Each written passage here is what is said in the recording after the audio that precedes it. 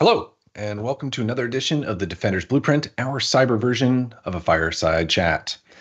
I'm joined here today with my co-host Ali Abbas and a few of our advisors from our upcoming Operation Defend the North event. This is a large-scale immersive cybersecurity tabletop exercise happening April 3rd in Vancouver. Now, before we get started, a few announcements. We'll be sharing a discount code to the event later in the stream, more than 10 seconds that I did the last show, so that should be easier to capture. So keep your eyes out, and if you want to save a few dollars and attend Vancouver's first Operation Defend the North, stay tuned. And before we introduce our panelists today, Ali, did you want to do a quick rundown of what Operation Defend the North is? Absolutely. Hoping that my sound is coming through well from this well-lit, very expensive mic. Hopefully it gives me a good return. So yes, thank you for having me again, Alex, and thank you for everything that you've done putting Operation Defend the North together in Vancouver for the very first time. I'm challenged you to explain Operation Defend the North a little bit differently than what I did in the first round, so I'll take a minute to explain it. You've often heard that security is not a product, it is a process. And that's exactly what we exemplify in Operation Defend the North. What we've done is we have created a fictitious scenario. And I'll be specific and tell you it's a scenario where a telecom service provider suffers a major outage. But there's some concern. Is this an outage because of a technical issue, a glitch, a misconfigured file maybe that needs to be reconfigured? Or is there something more that's happening? Across 5 modules, what we will deal with is trying to understand what is happening within this environment. And we will take on roles within that fictitious telecom and work with technical specialists to come closer and closer to an understanding of, is this a technical breach or a technical misconfiguration, or is it a breach in an incident? As we escalate through the process, you will see a number of security incidents unfold, and we'll be working across multiple modules as advisors and also with the wider partner and vendor community to try and address the issue of the outage at this fictitious telecom. It's an immersive tabletop exercise, and this time around, besides just having people in person and online, you will have the opportunity to chime in through polls and a variety of different engagement features. So think of it as a day that you're going to spend with some really, really interesting people in cyber working through an incident in real time. Alex, back to you. Thank you, Ali. And speaking of technical glitches on live streams, it's always a little bit of a glitch, but Ali, we got your laptop microphone running, not that high-end one. So we'll see on the next question. All right, so let's introduce our panels. So to kick things off, I'd like to invite our guests to introduce themselves briefly, and 3 questions, 3.5. Your name and what do you do? One thing that excites you about cybersecurity, and if you were a hacker back in high school, what would your hacker nickname be? Mary, you're on my screen first. I'm trying to think about what my hacker nickname is. My background is so different. I'm actually a CPA, so I'm all about following the rules and compliance. So my name is Mary Carmichael, and I'm the president of the SACA Vancouver chapter. So SACA is a global professional association for technology professionals in the fields of cybersecurity, risk management, audit, and data security. So we have 1,000 members here in Vancouver, and we're happy to support this event, especially when it comes to incident response, just discussing the big question of business continuity. As for my hacker name, I don't know. Let's call it Barbie. I'll go with Barbie. Awesome. Thank you. All right. Next up is Michael. Hi, I'm Michael. I'm the Security Operations Center lead at Mark Anthony Group. We are the makers of White Claw and Dylan's fine ready-to-drink beverages. One thing that excites me about cybersecurity, when I go to work every day, I get to protect my friends and my colleagues from people that would do them harm. I get to help my family stop people from stealing things that they've worked hard to achieve.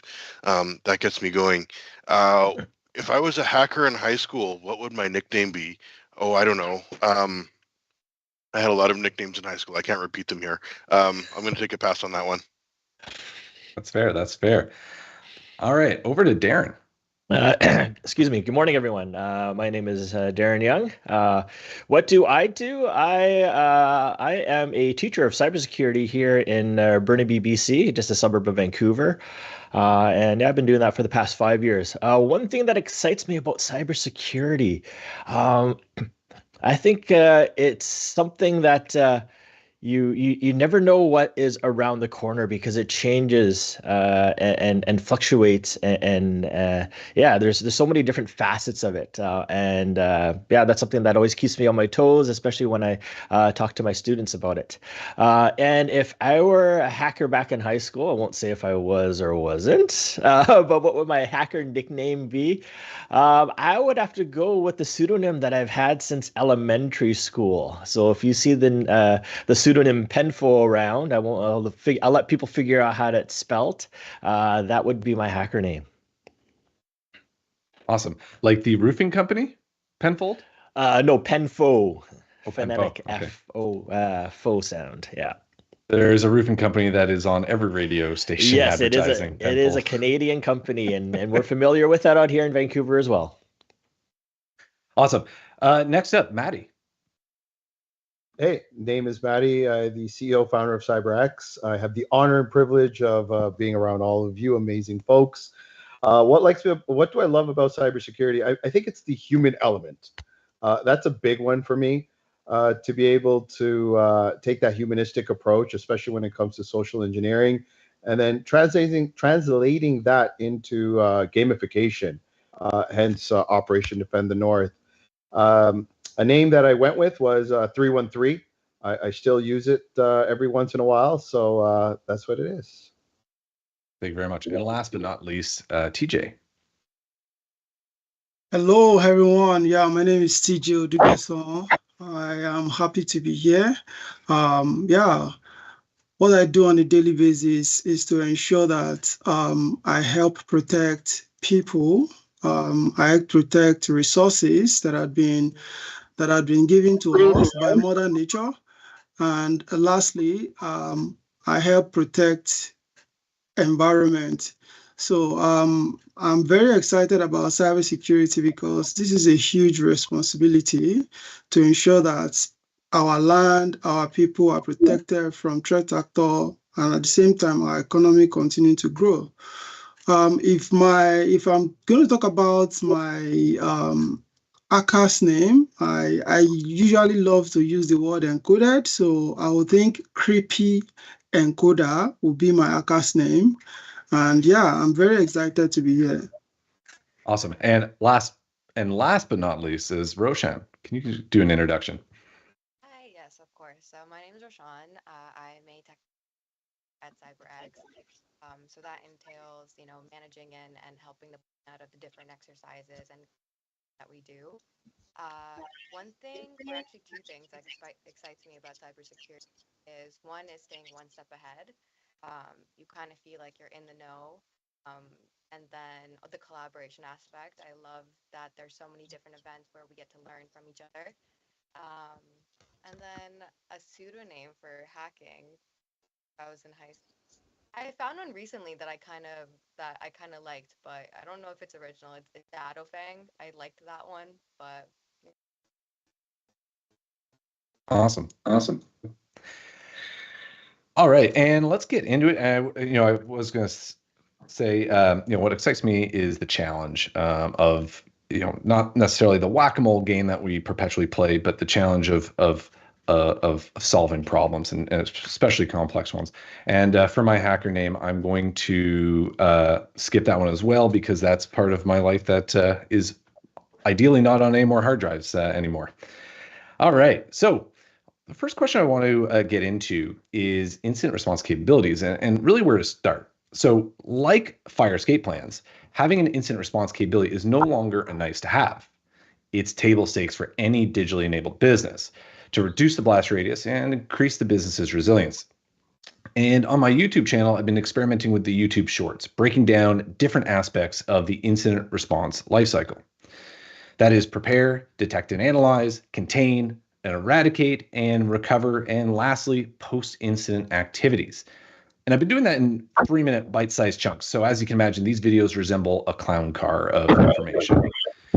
So first question, what are some of the common pitfalls in implementing or maturing incident response capabilities within a company?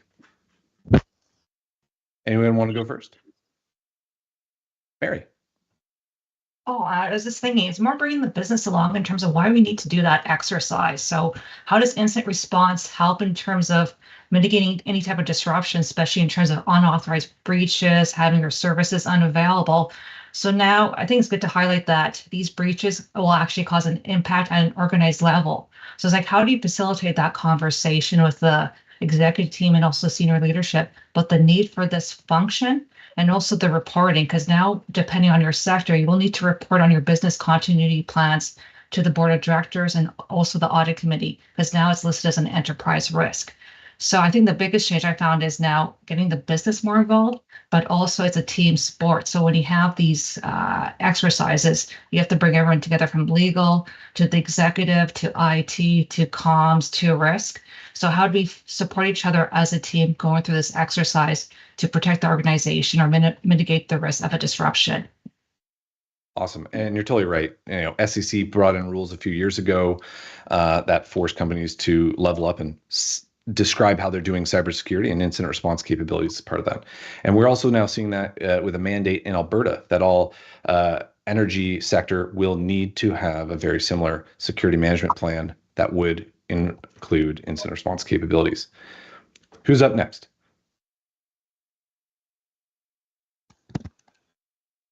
I think for Ali? me, I'll bring it up here. For one of the things that that I come across a lot with a lot of organizations, I think we put a lot of emphasis on security awareness training, and those things are important at the same time. But how do we take the frontline staff and let them understand? So you talk about fire drills. When a fire drill happens, everyone's involved in the fire drill, from the teachers to the janitors to the grade 1 to even junior kindergarten.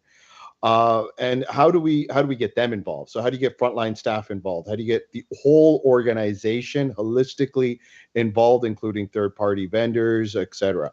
And I think some of the common pitfalls are it's expensive, it's costly, it's mundane, it takes a lot of time to put together, and organizations are a lot of times not prepared. And when they do look at putting these together, they go to their consulting firms. And again, when you look at the dollars and cents, you're like, wait a minute, is it worth it? Let's just spend the money on security awareness training. So I think that's one of the lessons learned along the way. And when as we're sort of going along with Operation Defend the North, is hearing the common problem, which is how do we make everyone else aware?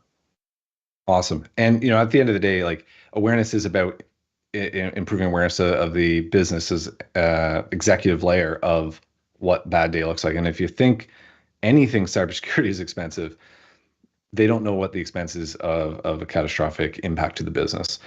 And that's well beyond ransomware, the impacts to the actual business.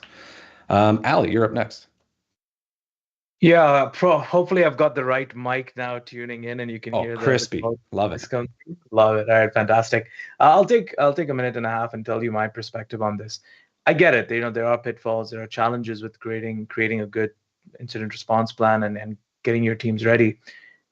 But I think when I look at it from my vantage point, it comes down to how I've been trained myself to execute some of these exercises. And one of the things we don't necessarily, and I'm curious to hear what Darren's perspective is on this, at universities and colleges, I don't think we put a lot of emphasis on how learners actually learn and how people, we talk about muscle memory, we talk about all of these other concepts from a psychological perspective, but we really need to understand how learners learn and how do they retain that learning.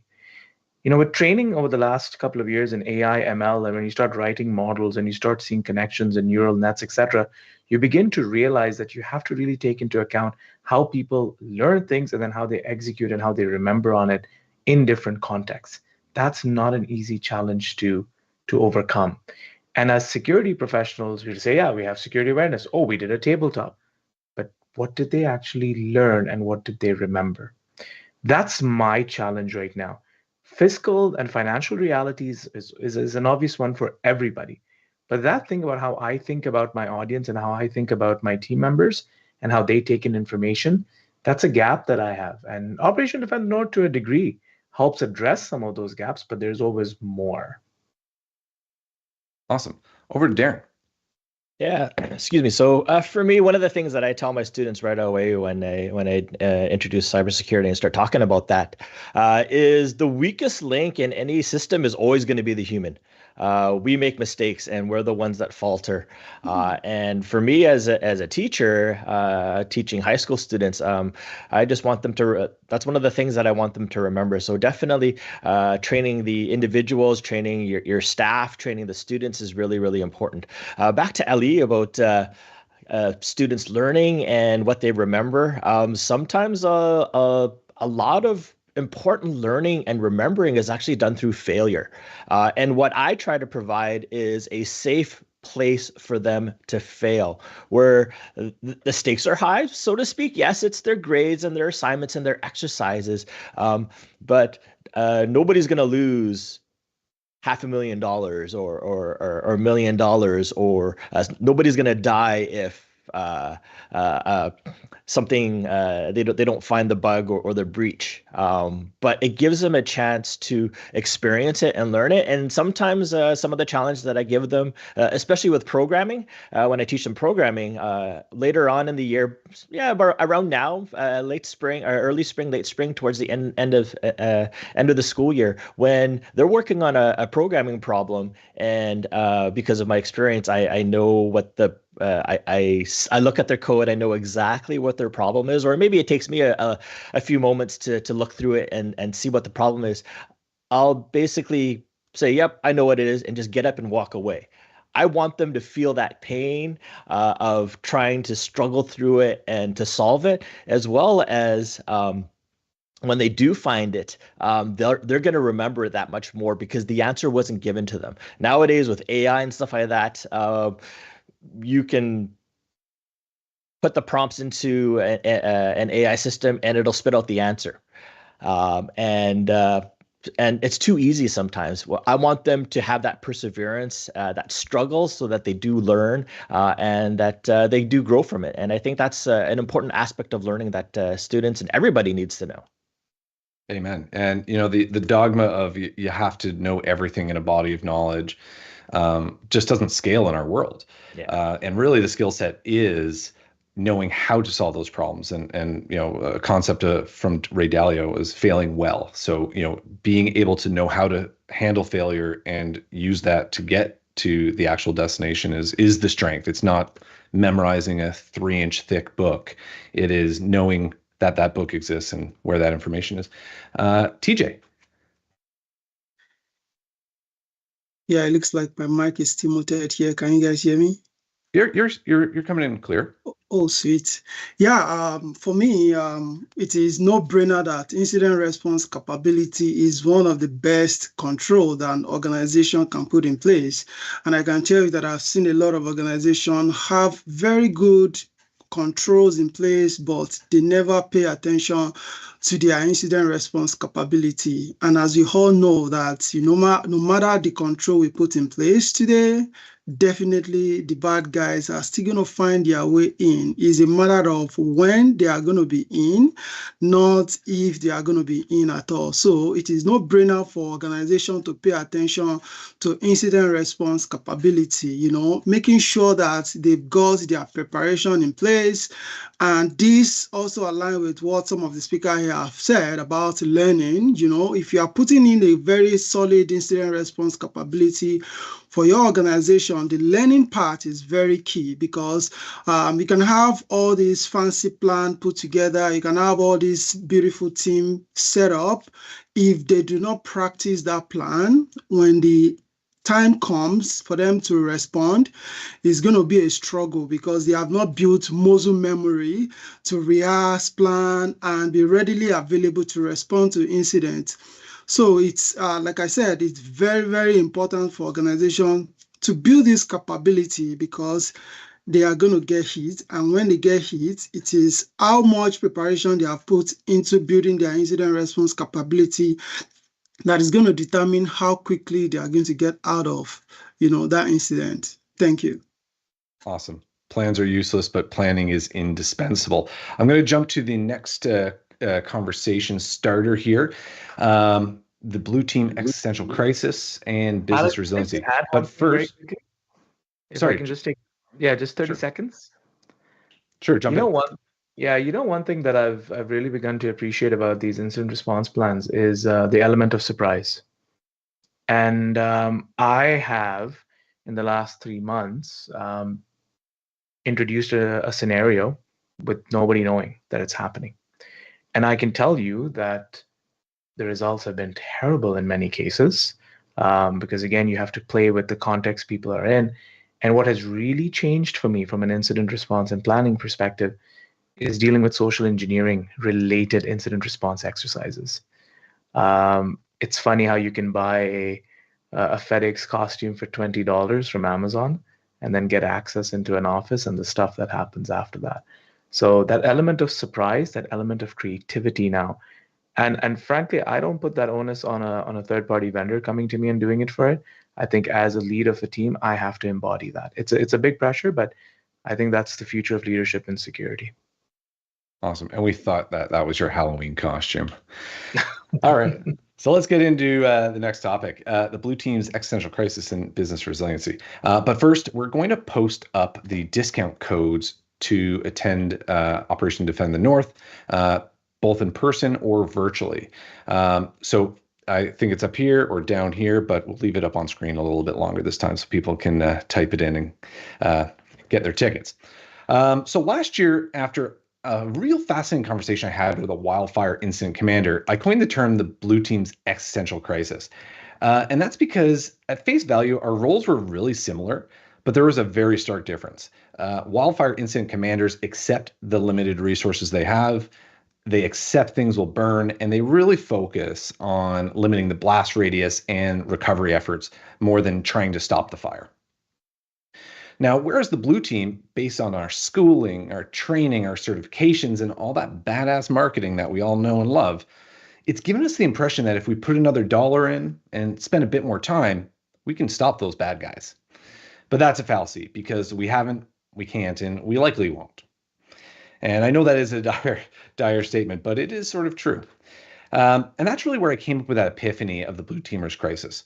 And it isn't, we need to shift our focus to move away from thinking we can stop all the bad things and really focus on enabling the business to limit what will happen when it does, and survive those inevitable bad days. So, question to my guests, what is your take on the Blue Team, how it's operated thus far, and does the philosophy need to change, or am I just a jaded Blue Teamer? Michael, over to you first. Well, I think from what I've seen, especially in a bunch of in smaller companies, is that there's an enormous amount of time and effort spent on prevention, and prevention will only get you so far. What we don't do, and I guess what we're talking about here today is there's an investment in prevention, certainly things like, you're obvious, your multi-factor, strong identities, all the things that we talk about all the time, all day long. But then there's also recovery and response recovery, prevention. Those are three different streams. And yeah, okay, you're going to get breached, but if you're going to get back up and running in a week or two versus a month or two, that's millions and millions and millions of dollars, right? We saw the company, I'm sorry, I don't remember their name, the company that makes Stoli in the United States. They were ransomwared in August of last year. They didn't come back to full capacity until January of this year, and because of that, they declared Chapter 11. If they had a plan and a resilience plan and a recovery plan, maybe they did, I don't know. But the point is, if they did, and they followed it and they practiced it, maybe that 5-month turnaround to normalcy would have been a month or 6 weeks, and maybe then there wouldn't be Chapter 11 involved, right? So I think that again, my experience is that we as Blue Teamers say, no, nobody's getting into my zone, and then when they do, we don't necessarily have a plan to get back to the way it was or better than the way it was before they got in. Amen. I see a very asymmetric balance with the preventative and detective stuff versus the recovery capabilities. And again, I'm on the fence whether this is just a Blue Teamer problem, or does the business also just see all solutions are solved by buying something, and something tangible and physical, or I guess software these days, but not necessarily recognizing that the recovery side of it is likely, it certainly relies on some backups, but is certainly much more heavily reliant on people and process, which is not sexy. It's not something you can buy out of box, and thus where I see a major imbalance. TJ, you're next. And you are on mute. Yeah, thanks for that. I'm just trying to control my external voice from interrupting into our conversation today. Yeah, I tell you that the way I see Blue Teamer today, I think that everybody needs to up their game. I've seen a lot of, Blue Teamer, trying to defend their assets, trying to defend their environment. However, they don't usually pay attention to how the adversaries, perpetrate their evil. So the knowledge of, adversary is very, very important to be a solid blue teamer. And how do you put yourself in the mind of an attacker if you don't know how they do their thing? So what I call the next generation blue teamer should be a blue teamer that will not only be in the mind of attacker to be able to defend their infrastructure or their information assets, but also employ the next gen defense capabilities. Attackers are using AI-powered tools to infiltrate our defenses. And do we think as a blue teamer, we are going to rely on traditional legacy tool to defend against AI-powered attack? No, the answer is no. So it's what I call fire for fire. So the attacker is bringing in, adversaries are using AI-powered attack on us. Then we need to step up our game to ensure we employ AI-powered defense tools so that we can properly defend against, these bad guys, and always be in their mind. We should be 2 steps ahead. If they have taken 1 step, we should, when you are playing chess, you have to be thinking ahead of what your opponent is going to do. So, and that's why I encourage the blue teamer, to position themselves to be able to withstand this next gen attack. Thanks for that, TJ. And back to Ali's point is that the attackers are now using AI, and all businesses are using AI, and arguably cyber criminals is a business. But it changes the dynamic from strictly a technology issue and moving much further into the softer side, where AI is being used for very advanced next generation social engineering, which creates this problem of authenticity of what is real, and our users, which we are relying on more and more, are going to be more and more challenged with knowing what is and is not real. Looking on my screen, Ali, you've got your hand up. I'll extend from what TJ said, and I'll make a point about how you even build, and I'm speaking from my vantage point and my sort of parlance is when you're building your blue team, the individuals that are in that team, you really have to have a good sense of the personalities that are there. We talk a lot about the diversity in terms of from a DI perspective, but diversity also of thought, diversity of talent, diversity of perspectives. If you have a blue team that is, and I'm going to speak very transparently about this, if you have a blue team that is very monolithic, very homogenous in its experiences, in their lived realities, you've got a problem. I will never sit in a blue or put together a blue team where everyone's same institution, same training, lived in one particular country their whole entire time, switched a couple of jobs, and here they are. Absolutely not. I'm going to look for people, to quote George Alcura, to quote a lot of the folks that I met at CISO Forum as well, who have actually gone and fought battles. For me, it's very clear. You're part of a wing that is defensive. You are part of, I'm not going to use the word military to a degree, but you are part of fighting wars. And you get experiences from different sources. You train mentally and technically in different ways. And I want to see that diversity. I think when you bring that diversity into your team, it builds a kind of culture. And when you have that one person who's very politically astute and brings those to your lunches and learns, you have another person that may be focused on the economic side and they bring that. Yesterday, for example, in one of my team meetings, one of the team members says, "Hey, did you know Iraq's planning to completely abolish their paper currency and they're going fully digital?" And then a conversation came up, what does this mean for fiat? And then you begin those conversations and people begin to draw from that. Diversity of thought, diversity of thinking, diversity of link are all critical to making sure that your blue team isn't stale. It's never set in stone, it's always set in jello. Thanks for that. And Meredith, I guess I missed you last time, but jump in here. And you're on mute. Preemptive mute. Thank you for noting that. I'd like to just kind of discuss the blue team does work in a more of a bigger picture context. So just given my background in internal audit and enterprise risk, there's a dependency on the blue team in terms of reporting those results upwards. So I can report to the applicable committee about what is the security posture. And then even with internal audit, we do take a look at blue team's activities to make sure that we're testing a mix of controls. So whether it's preventative, detective, and also corrective, because part of that is when you have these cyber risks, you want to make sure there's an overlay of controls. So if one control fails, another one will kick up or will step up in terms of compensating controls. So we do take a look at the logic about these controls, how they are functioning, and whether or not they're being tested. So that's more from an internal audit point of view. So I do want to highlight that the Blue team does work collaboratively with other groups in the organization. And also that information they produce is helpful in terms of educating people about what the security risk is, where we need to make additional investments. So I love that continuous improvement feedback loop. But, just follow up with that. Is that, do you see that, or do you believe that exists across the board, or is that at a very higher maturity level of an organization? So I tend to work for more enterprise organizations. So that is a higher maturity level.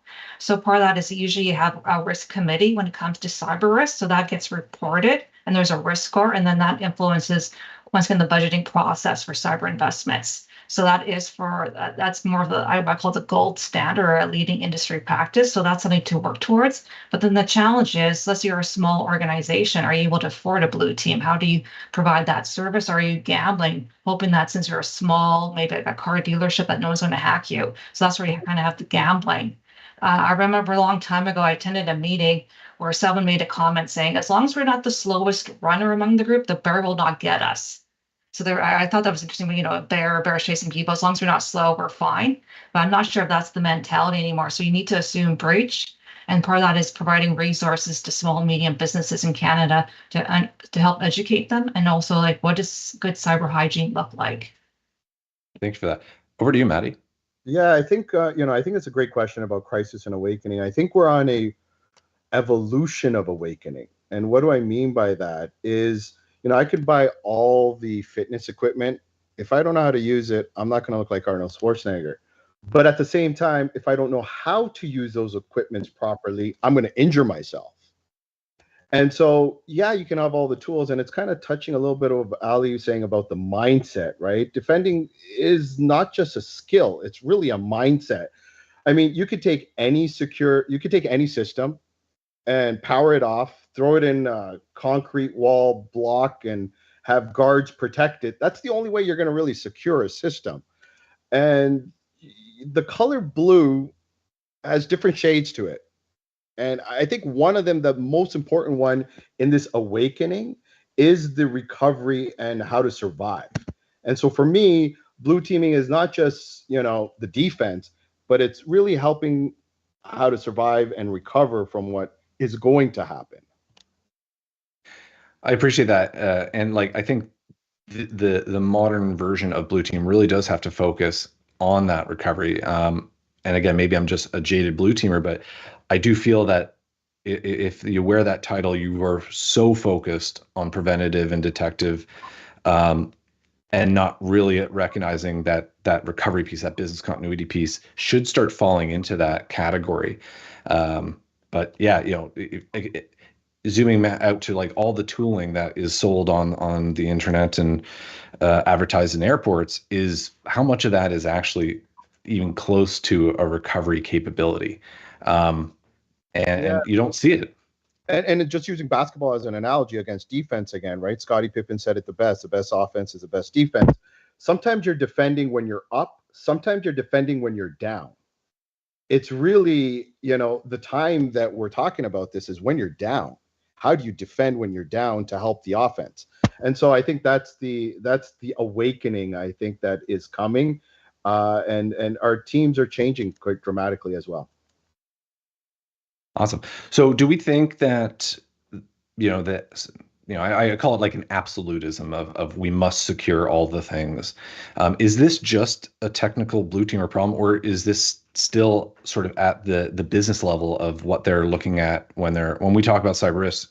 They're approaching it as we must stop all the things and we'll throw money to solve that problem, or are we starting to see that businesses are starting to realize, let's make sure that we can recover if this does? And again, it's probably more a when than if. Mary? Oh, thank you for introducing the topic of risk management. So part of that is understanding what are your critical systems and ensuring that they have the appropriate levels of control. So just given limited resources, part of that is working through the business to have that risk assessment, which is pretty much the business impact assessment. So what's critical to your operations? And then from there, working with the business teams and the technical teams in terms of even recovery times, objectives, a suitable data loss. But it kind of goes back to the point, you need to test out that plan and see whether you're able to recover within those time frames that were specified. Yeah. And again, I'm such a fan of tabletop exercises because it's probably the cheapest thing a company can do internally to increase awareness of their technical problems, the procedural problems, but also increase awareness at that level of the business that doesn't think IT is their problem. And at the end of the day, there's almost no business that an IT failure would not impact that business. And there is still a bit of a disconnect. I cringe when organizations say that IT is a cost center, because unless you don't use computers, it's actually a critical part of your business. And calling it a cost center really suggests that if you could, you would pay less for it. And that really is suggesting that how your business runs, you would actually be willing to risk its operational stability to save some money rather than focusing on the profitability. All right, let's jump into the next topic, nurturing the next generation. So as I probably mentioned, I'm a proud father of a future hacker. So he's 5 now, and he's already shoulder surfing, brute forcing, and social engineering his way to fun, accessing games, and profit. He has now become aware of the Amazon Buy Now button. So I've dropped the ball a little bit. I sort of thought I had another year or two before I needed to start hardening the endpoints. At Operation Defend the North, we're also hosting the Young Defenders of the North Capture the Flag competition. And this is a competition for local high school students. And while I love supporting the community, this is actually threat intel for me. So I need to know what I'm up against in a few years. So I'm going to pass it to some of the team members that are organizing this within the Operation Defend the North. If you wanted to give a little bit about it, Darren, did you want to start things off? And you're on mute. There we go. I think I'll let Ali talk a little bit about that a bit, and I can talk a bit from a teacher and a student point of view. Sounds good. So what we've done with what we've called Young Defenders of the North is take a scenario from what's happening at Operation Defend the North and see how some of our young defenders would deal with it. Now, obviously, you'll have to wait until April 3rd to understand the intricacies. But one of the realities of this simulated attack during ODTN is the attacker moving laterally, not just within one organization, but to other critical organizations within the BC area. What we've done is we've taken one other potential victim and created a scenario with a whole bunch of logs, a whole bunch of assets. And these young defenders will have to try and determine, is that institution experiencing an attack based on what is happening in our fictitious telecom, or is it something completely different? They learn 3 things. Number 1, understanding how to actually look at information and do an investigation. Number 2, good technologists are often very, very good communicators, so they'll be learning how to communicate better. And number 3 is they'll have to make a determination around attribution. Can we say for sure that that they're experiencing in their environment is a cyber incident, and is it related to what's happening in the telecom? So we're putting them in reality. They won't be breaking into any digital environments, but we'll be providing them the logs. And this is their first exposure into how to deal with an incident in real time. And I want to give a shout out to Roshan, who has put together the entire scenario and will be leading it with some support from myself. There are a couple of interesting curveballs, and the shout out for this goes to Maddie and Zainab for making this happen. There's money involved in this. So if they want to get some tips or added information, they'll have a little bit of money at their table. Maybe they can bribe Roshan into giving them some information, or they might want to bribe one of their other competitive colleagues, the other groups perhaps, to give them the information, and maybe they'll help each other out. There are points for how much money you have left at the end, and also points for how much did you spend and what was the return on that. Darren, back to you. Just make sure I'm not muted there. Yeah, I think this gives the kids an opportunity to maybe stretch themselves and use some of the lateral thinking that that they may not be able to exercise in school. I find that a lot of students, they're in class, that's their mindset is in that. So when they're in math class, they're thinking math. But when I take them into my programming class, and then I ask them to apply some math type thinking, it takes a while for them to shift to that gear. But given an environment like this, I'm hoping that they can draw on all of these different experiences. What I teach in my cybersecurity classes, it's fairly dry and academic, but I'm hoping that with this they're able to start seeing some of the concepts and pieces that I've been teaching and showing them, and where they can start applying it to almost real life scenario, and exercise those strengths and brain muscles that I wouldn't be able to give them a chance to, just because of my limited field of knowledge and skills. Awesome. I think one of the other things, just to kind of bring into this, I know your question is, and a lot of times we get this, right? Hey, you're teaching a 17-year-old, 18-year-old like how to hack. Like, that's not good. And I think it comes down to intent, right? I have a 5-year-old that I've given a knife to. I've taught him to be safe with that knife when he cuts his little waffles. Now, if I'm not teaching him or her, what can happen and what can go wrong, they're going to go learn it themselves. He's going to go pull out his knife himself and figure it out, or a gun, or even a car. When I'm teaching my son how to drive right now, and I'm teaching him responsibility. Pay attention to the road. And that car could also be used as a weapon, in terms of he could go drag racing and drive 180 kilometers an hour. So for me, when it comes to us teaching the young generation or the young defenders, is we're solving the cybersecurity skill gap by giving them the tools and creating that early excitement when it comes to cybersecurity. Number two, we're giving them a structured sort of process and a guidance. Here at Young Defenders of the North, for example, people like Michael and Mary and Alex, yourself and TJ and many of the other advisors will have the opportunity to go upstairs to the young defenders, talk to them about their experiences, talk to them about different ways to break into the market, teach them about different cool things that they can do. And just to kind of end off here, there could be a child in there that is a red teamer by innately, right? He or she likes to break things. Now, that could be used for good and it could be used for bad. And if we give them the guidance to say, hey, wait a minute, that skill of breaking into things should not to do something criminal, but used to help an organization, and you can make money off of it, and you can enact change and help people. Now the intent changes. And so for me, I think is tapping into that creativity, tapping into those young minds that are able to think and do things that I can't do anymore, with the right guidance, is going to help the future. Yeah, and I'll add to that.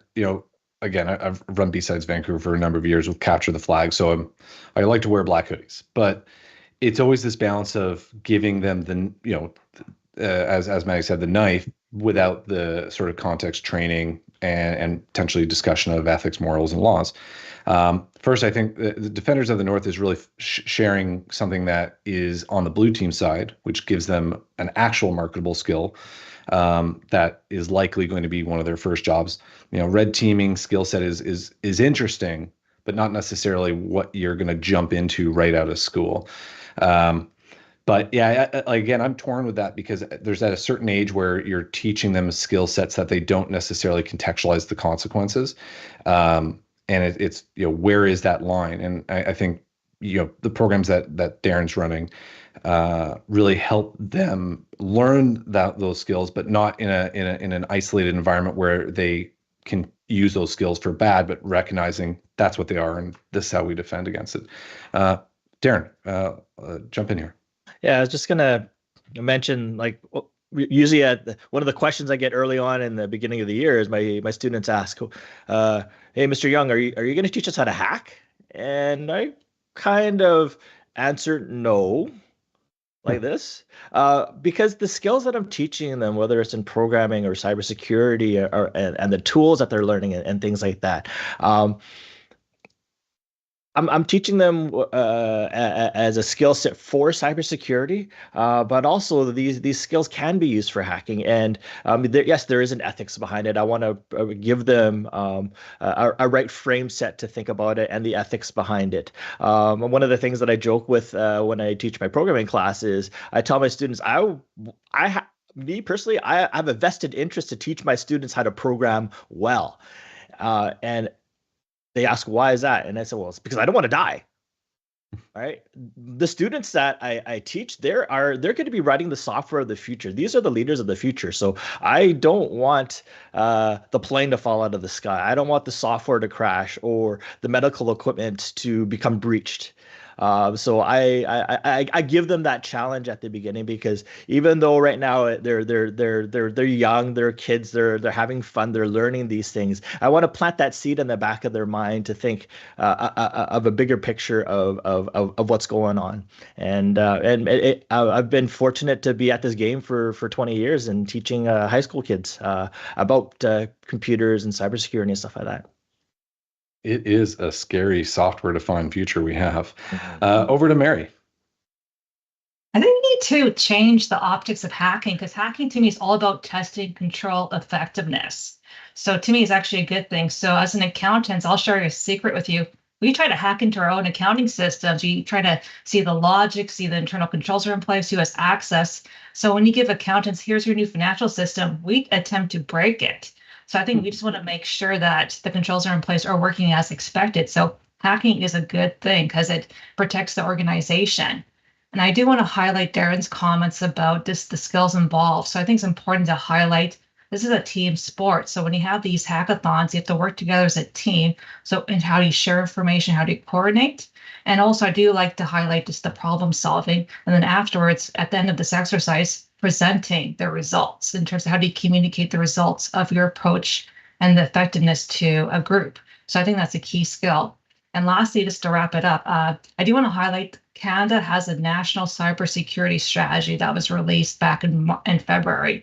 And the main goal of that strategy is to make Canada a leader, a global leader when it comes to cybersecurity. And having exercises like this helps us achieve that goal. So we need to develop the talent, and also just testing, developing people's skill sets, working together in partnership with CyberX. We're on the path to become a global leader in cybersecurity. So thanks again for CyberX for partnering up with the SACA, and also Darren, who's a volunteer leading this effort with Young Defenders of the North. Thanks, Mary. Over to you, Michael. So, like you, I'm a proud father. I have an 11-year-old, going on 15, and she's starting middle school in the fall, and she has a laptop, and that laptop has Google Chrome on it, which means that she has the sum total experience and knowledge of all the hacking information on the internet, and there's a lot of it. And any of us that tells ourselves anything different is being a fool. Let's just call it that, right? So if we don't teach our kids, my daughter, your son, how to handle this information and what to do with it and where to go with it and all of that, all we need to do is listen to 3 or 4 episodes of Darknet Diaries, and we will know exactly what happens, right? Somebody's going to end up in jail. Somebody's going to end up a millionaire, or both, depending on what order we do those things in, right? But what we need to understand is if we don't teach these kids, hey, yeah, you can hack all day long, but use a platform like HackerOne or Yes We Hack or Hack the Box, or where there are set rules of engagement and this is how to follow them. This is where we're going to go and do hacking because they've said that you can within these boundaries. And this is what you do when you find something. If you go outside of those rules, you're going to be in a whole world of trouble. And my legal budget is not very big. So, sorry, kid. But hey, otherwise, go at it within the scope. you can go make enough money to buy a car before I can afford to buy one. So I mean, hey, I live in Vancouver, so it's expensive here, right? But this is the reality that we're in, and I think that anyone that says, hey, you shouldn't teach hacking, well, I'm sorry, you have a phone with Google Chrome on it, you can read. Like, that's all you need. Awesome. Before we go to Maddie, a quick question to Darren is, are we going to see, or have we seen that, instead of the police officer coming in with the little suitcase display case of drugs, they're now going to be doing it with hacking tools and whatnot? And is that for the kids or potentially for the parents that need to start recognizing, what that funny colored USB key actually does?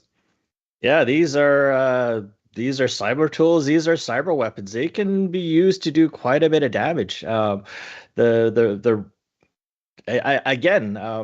up the analogy with my students with the classes that they teach. Yeah, they take woodshop and they learn to use all these power tools and things like that. At the same time, you could use a hammer to kill somebody, and if you do, that's the evidence of the murder weapon.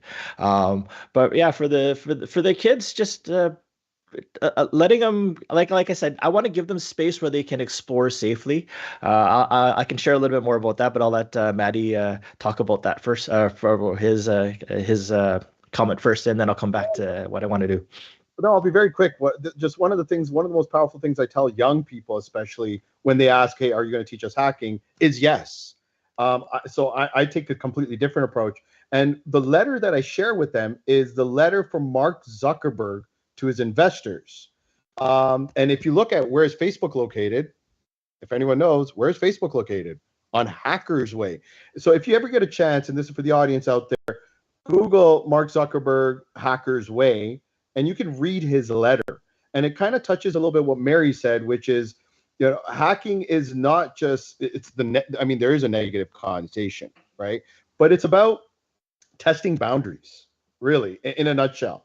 And so these kids, when they sit there and they go, hey, are you going to teach us hacking? Yes, we are, in an ethical way. We're going to teach you with boundaries, exactly what Michael said. And I'm sure what we're going to try to do at Young Defenders of the North. But thank you. Awesome.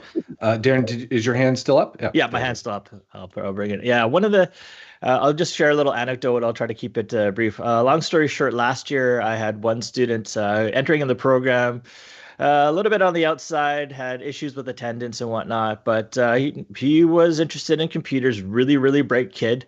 And he started poking around the school's network.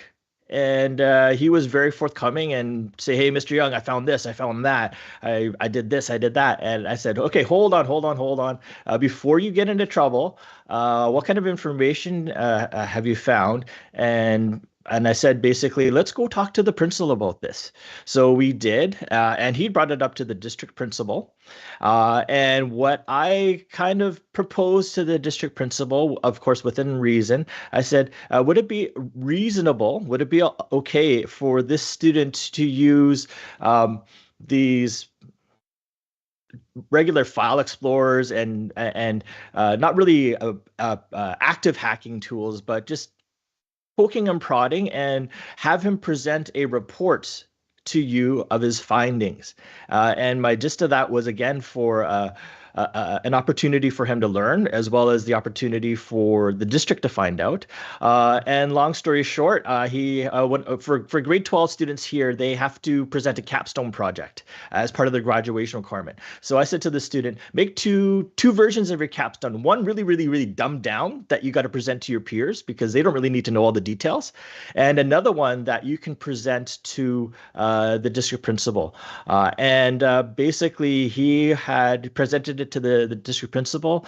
He had a long conversation, a couple hours, with one of the network technicians, the network admins at the school, and he was asking him, hey, where did you find this information? And it was basically OSINT, along with just some unprotected and unlocked file shares, and he was able to dig up a treasure trove of information, and it was a great learning experience for him. And in the end of it, I said the only thing that he really couldn't do was send an invoice to the school district for all the consulting work, because that's really what he should have been able to do at the end of it. And because right there, actual life skills that he was able to pull. Just most of it was on his own. Very little was it from me, but yeah, it was a good learning opportunity for him. And from last I heard, he's at BCIT doing the cyber program out there. Amazing. We got a few minutes to wrap up here, but I will say last summer I read The Fancy Bear Goes Fishing, and there was also a Wired article looking back at the Mirai botnet, not associated with my company, and the history. And you know, when that Mirai botnet first hit, I thought it was state sponsored. Everyone did, and it turned out it was 3 teenagers. And it really goes to show how brilliant these kids can be, and if they're left to their own devices and not, you know, sort of provided supervised learning in this space, they can drift into what they may not see as bad or unethical. And you know, all of them to this day have remorse and are now on the good side and whatnot. But they did go and made a software that is still used today to cause harm. But yeah, really, really interesting article if you can dig up the Wired one. So to wrap up, you know, awesome conversations make minutes feel like seconds. I think we can all admit to that. So I want to thank all my guests for sharing their experience, and thanks for everyone for tuning in to this LinkedIn Live.